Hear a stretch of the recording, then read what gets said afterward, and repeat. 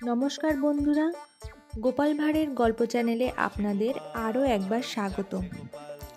আজ আমি আপনাদের জন্য যে গল্পটি নিয়ে এসেছি সেই গল্পটির নাম জাহাজ ডাঙায় কেন। তাহলে দেরি না করে শুনে নেওয়া যাক আজকের গল্প। এক বিকেলে রাজসভা থেকে ফেরার সময় এক ভদ্রলোকের সঙ্গে গোপালের মুখোমুখি দেখা হয়ে যায়। ভদ্রলোক গোপালের সুপরিচিত। একটু পরেই ওই ভদ্রলোকের পরিচিত একজন সেখানে হাজির হয়। গোপালের সঙ্গে তার পরিচয় নেই। গোপালের পরিচিত ভদ্রলোক আগন্তুকের সঙ্গে গোপালের সঙ্গে পরিচয় করে দিতে গিয়ে বললেন, গোপাল, তুমি হয়তো ওনাকে চেনো না। উনি তোমার মতো মূর্খ নন। পণ্ডিত বিদ্যাচরণ মিশ্র ওনার নাম, যাকে বলে একেবারে বিদ্যার জাহাজ।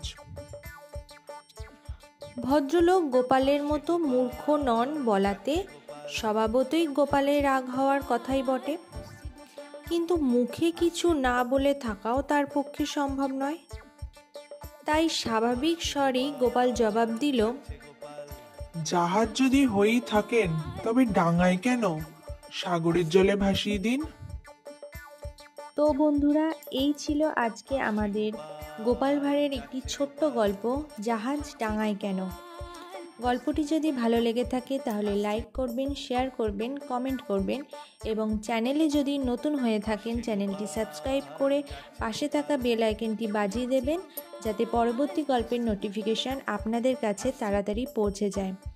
ফিরে আসবো আগামী রবিবার নতুন একটি গল্পের সাথে। ধন্যবাদ।